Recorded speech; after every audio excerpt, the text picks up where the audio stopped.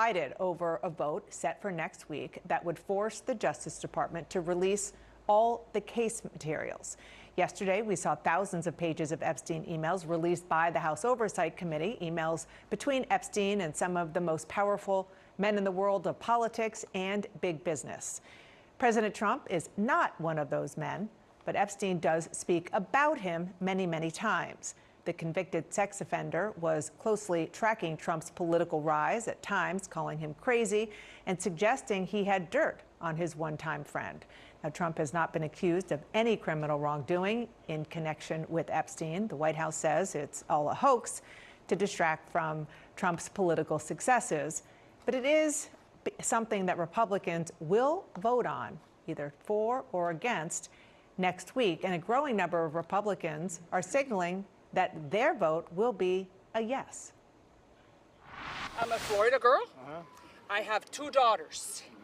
So I'm thinking, I mean, you know, I'm sure that the president has nothing to fear. Yeah. We do need to know. We do need to know everything about Epstein. If this comes on the floor, I will vote for it. I want transparency. To me, it's the worst PR job I've seen anywhere. I mean, initially, you know, back in February or March, whatever it was, we have all the Epstein lists right here. We're going to release it, and then all of a sudden, there's nothing.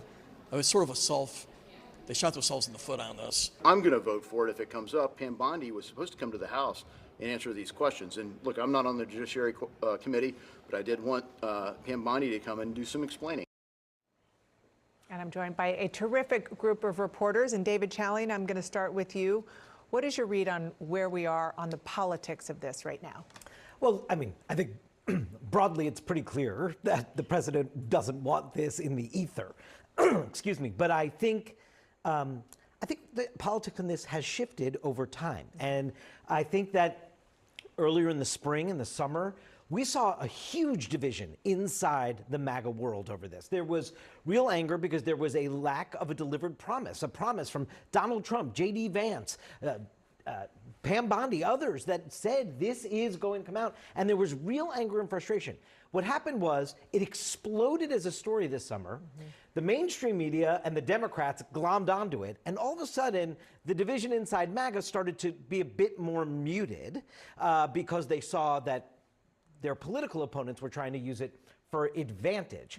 I still think as what you just played there, Dana, the Republicans on the Hill are still responding to constituents at home who really want transparency here, even if it's not a get Trump thing. Yeah. They want the transparency. And that piece is still where I think the sort of Republicans on the Hill and Republican voters broadly are at odds with Trump.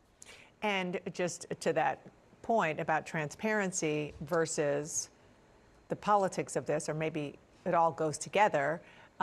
The speaker tried to push this through, or somebody in the Republican conference tried to push this through by UC, meaning there would not be a recorded vote on this. And a Democrat said, no, no, no, that's not going to happen. So there will be a recorded vote next week. And the speaker said, I'm going to get a little bit technical here, but I'm going to explain why I'm doing it. The speaker said last night to a reporter that it could be done under the suspension calendar. Why does that matter? Because he believes it's going, I mean, everybody believes it's going to pass at this point, but the suspension calendar would mean 290 to pass because you need a supermajority effectively, which tells you where he understands his conference is, which is it's not just going to be those 4 we've been talking about who signed the discharge petition. It's going to be a pretty sizable Republican vote yes to release these files. Absolutely. And you've heard people like Republican Thomas Massie, of course, one of the people, the only Republican to really put this forward. We now know that there's 4 Republicans who signed on to it, but he has said publicly that he has Republicans going into his office telling him, hey, not going to sign that petition, which obviously passed yesterday, but we will get on board with that vote. And that is definitely something, of course, the White House is thinking about. Look, I've had a lot of conversations with people, though, at the White House about how to handle this. Obviously, we saw one of their last-ditch efforts yesterday by calling in Lauren Boebert to the not even just the White House, to the Situation Room of all places where, you know, normally you go over warplanes. I've never heard them have a member there for something like this, to see if they could convince her to take her name off of that and not have this pass. Obviously, that wasn't successful. And so now they have to figure out where to go from here. There's a lot of frustration. The president himself is very frustrated at all of this. But so the broader sense I get from the administration, again, because there a lot of the people in the White House were the same ones, as to David's point, that were calling for this, calling for this transparency. Including the FBI director. They have a tough thing right now, because I think the emails, for whatever they were yesterday, and I think we've all been very clear that I don't think there's any, legal implications for Donald Trump, for the president, in those emails, but they are, of course, embarrassing. But I think the most serious question it poses is, has the president known more that he has been keeping quiet, and has he really been as transparent as they always promised? And having this all come out is, I think, the problem that they are trying to protect him from. And Donald Trump is, as he always has for decades and decades, using the Roy Cohn playbook to not apologize, double down, deflect, and say, oh, this is a them problem, not a me problem. In one of the many Truth Socials he has put up, there should be no deflections to Epstein or anything else. And any Republicans involved should be focused only on opening up our country. This is before the shutdown ended. And then, in other words, the Democrats are using the Jeffrey Epstein hoax to try and deflect from their massive failures hoax. So he is starting to try to make this the same kind of topic that he did with Russia and other issues in 2020, in 2020, January 6th, and all that stuff. But guess what? It's not working because he and lots of people in this administration, as we've said, have stoked this for years and years and years. And their version of it was that it was really Democrats who were involved in it. And once Donald Trump got into office, he was going to uncover all of this. I think part of the problem is, and you touched on this, sort of average voters. There is a sort of conspiracy theory-minded approach that average voters have about the elites. This idea that there is sort of a seedy underbelly of the elites. And Donald Trump, of course, came into office promising that he would uncover it.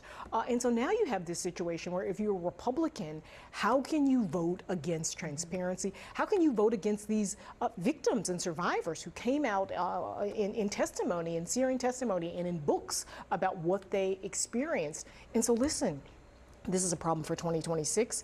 It's potentially a problem for 2028, whoever runs in the Republican primary. If you have Democrats and other Republicans saying, why didn't you stand with the victims? Why did you stand with sort of the elites who were involved in this? And one of the reasons this is so scrambled now that we have seen so many of these emails is because of the people Epstein was emailing with, including Steve Bannon, who is one of the biggest figures in the MAGA movement. This is early June 2019, when then President Trump, in his first term, was meeting with now former Prince Andrew during a UK trip. Epstein writes to Bannon, Prince Andrew and Trump today, too funny. Epstein again to Bannon, recall Prince Andrew's accuser came out of Mar-a-Lago. And then Bannon replies, can't believe no one is making there's something in there, but the connective tissue. Also want to say that initially Bannon's identity is redacted in these emails, but a source did confirm that that was him. So there's the content of that, which is, raises a lot of eyebrows. But I am more intrigued with the fact that Steve Bannon in 2019 was emailing with Jeffrey Epstein. I mean, the people Jeffrey Epstein was apparently in touch with throughout the course of this, it's just Larry Summers being never endings. The Biden White House counsel, Kathy Rumler. I mean, it just is a never-ending association, which is fascinating in and of itself. I do think here that for President Trump, and as you said, there's no clear implication of wrongdoing here in these emails.